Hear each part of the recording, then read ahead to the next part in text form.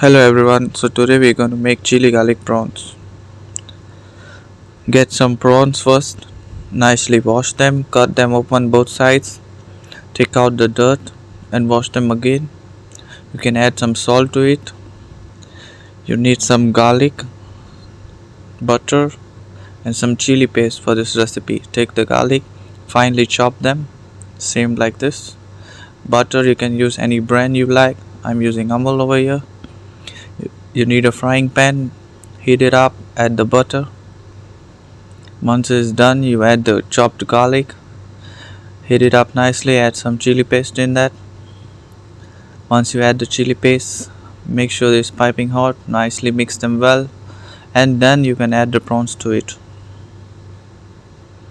Slowly add the prawns evenly everywhere, spreading it. Add some more butter and cover it with the lid. After the butter is melted, you can take off the lid and mix the chili garlic all over the prawns. And you need to cover it back so it cooks well. As you can see, it's halfway through, and this is the final outcome: chili garlic prawns. It goes very well with dal and rice. As you can see, we have made dal, rice and salad, and we're gonna plate it and show you. This is how it's gonna be.